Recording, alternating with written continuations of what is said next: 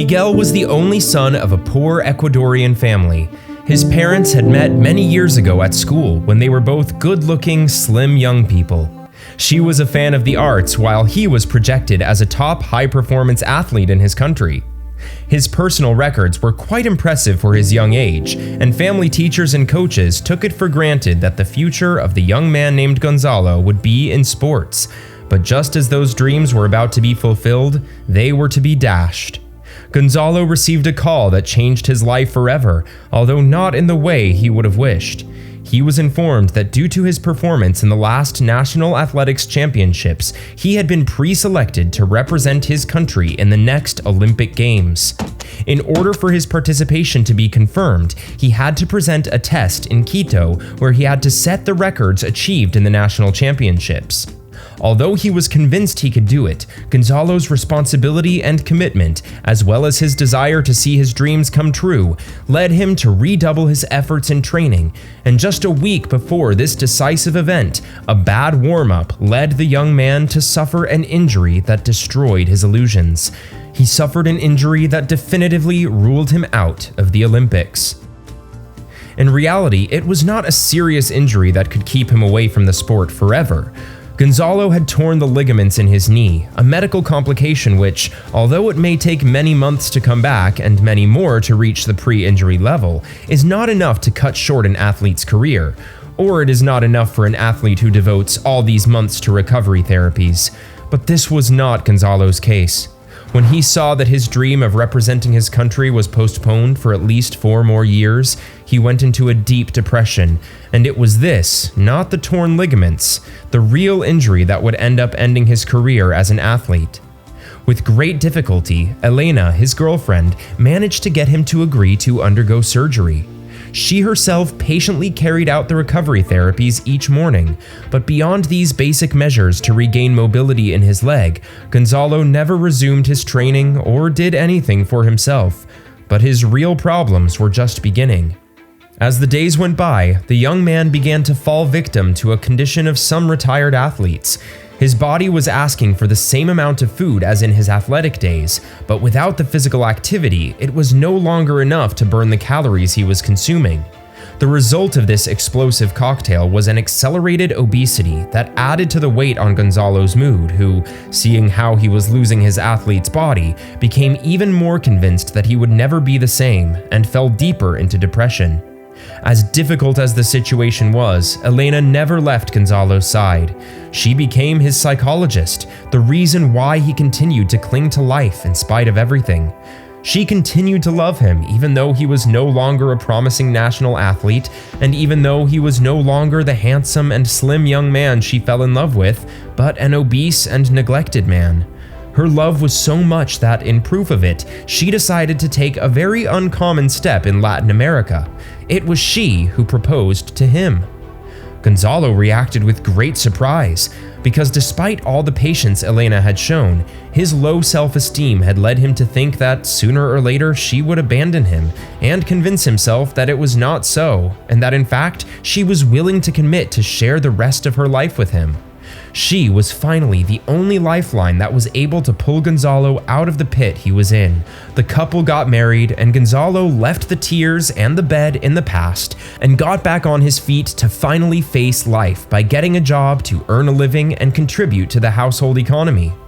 The problem was that the damage to his body had already been done.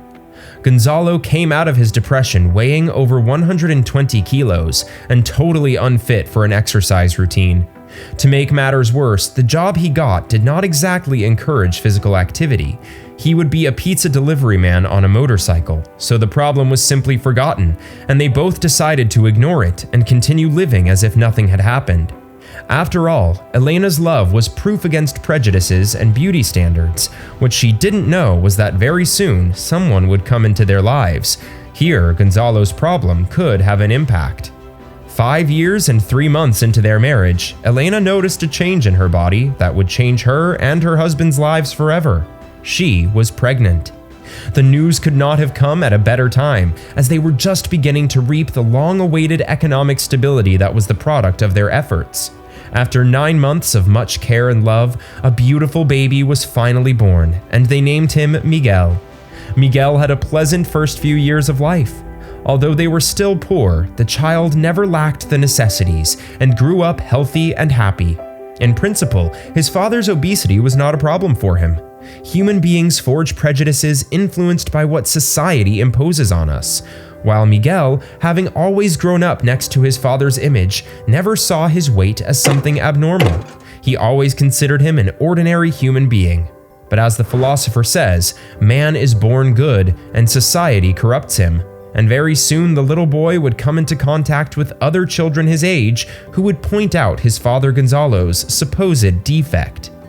When Miguel entered school, it didn't take long for his classmates to start making fun of his father's fatness. At first it was just innocent teasing, since they were just children under 10 years old making jokes, and with the same innocence, Miguel defended his father, declaring him the best dad in the world and ignoring everything they told him. And so it went for a long time, until the boy's classmates got used to seeing him arrive on a motorcycle with Gonzalo and no longer made fun of Miguel. But the little boy would grow up. As the years went by, his innocence would be left behind, and with it, the unconditional defense of his father. When Miguel entered high school in a new school, the change of classmates renewed the teasing towards his father. The boy, now 12 years old, began to be interested in some of the girls with whom he studied, and now he was annoyed by the teasing that made him the laughingstock of everyone at school. Trying to prove his worth, Miguel came to fisticuffs with more than one classmate who offended Gonzalo because of his weight. But when he was scolded by his parents for solving problems with violence, he gradually transferred all his anger towards his father, whom he silently began to blame for the fact that everyone at school made fun of him. Until, after many days of repressing himself, Miguel finally exploded, and although he asked Gonzalo to please not take him to school again, the request was absurd, since the boy would spend almost an hour on foot to get to school. But at his son's insistence, the father finally agreed. He was hurt and shattered because although Miguel did not want to give him explanations, for him it was evident the reason behind the request, that his son was ashamed of him. It was something he could never have imagined, and that would change his life forever. Then, as when he was 20 years old and a young promise of national athletics, Gonzalo felt again a thirst for competitiveness that he had not experienced since then. He set out to get back into the physical shape he once had to prove to himself and his son and his teammates that willpower and discipline can do anything. With renewed energy, Gonzalo felt that the best way to lose weight was to subordinate this objective to a concrete goal, so he decided to enroll in a night school for a degree in gymnastics and physical education. His goal was none other than to lose weight, never imagining that greater things awaited him with that decision. Over the next 4 years, Gonzalo's change was truly amazing. Every afternoon, he would finish his shift delivering pizzas and immediately head home to exercise in front of the computer.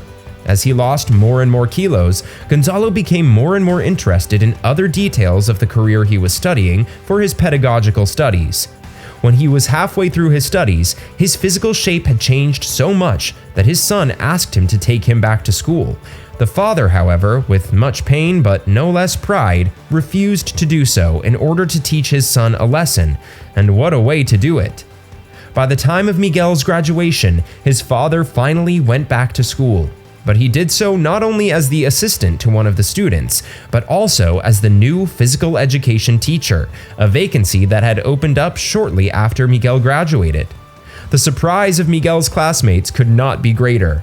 They could not believe that this obese man, who a few years ago took his son to school on a motorcycle, was now the nice and athletic teacher who would teach the physical education course to the next generation of students at the school. The lesson for their lives could not be more forceful. The physical aspect is secondary because under each body hides a great hidden power that will only come to the surface and will be valued by others if it is worked with great effort and discipline. If you liked the video, don't forget to like it and leave your opinion in the comments box. Subscribe for more stories like this one and share with your friends. See you next time!